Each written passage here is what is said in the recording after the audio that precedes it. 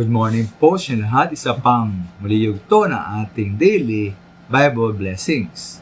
Pamagat po ng ating aralin ngayong umaga ay sinira ng maliit ang malaki. Sinira ng maliit ang malaki. Ang malaki pong bagay ay maaring manggaling sa maliit.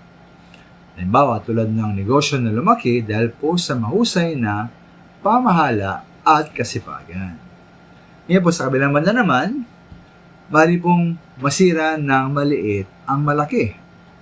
Dapat kita po sa sinabi ng Biblia sa Mangaral 10:1, sabi roon, ang mga patay na langaw ay nagpapabaho sa gwento ng manggagawa ng pabango.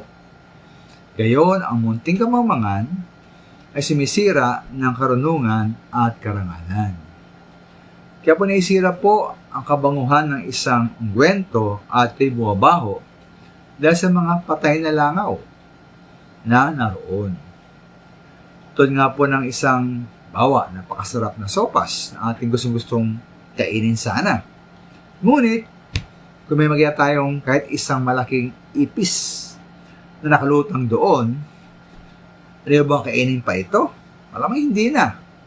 Mawalan tayong gana na kumain pa, di po ba? Ngayon po, ano po kaya ang implikasyon nito sa atin? Ang munting kamangmangan, mga minamahal, ang munting kamangmangan ay sumisira ng karunungan at karangalan. Ito po ay hambing sa sabi ng Biblia o sa Iglesia sa unang Korintios 5:6 na napapaalsa ng kaunting pampaalsa ang buong masa. Kaya naisira ng kinukonsinting kasalanan ng isang miyembro ang buong iglesia. Ito rin maminahal sa ating personal na buhay, di po ba? Maring isang tao ay may mataas na pinag-aralan, humawak ng ilang mataas na posisyon sa pamahalaan, at kinikilalang nagtuturo pa sa isang sikat at ginagalang na pamantasan. Ngunit dahil sa pagdududang ugnayan o relasyon niya sa isang convicted sex offender o natulang kriminal, nasira po ang kanyang reputasyon. Pawang kahiyan na lamang ang kanyang nadarama ngayon.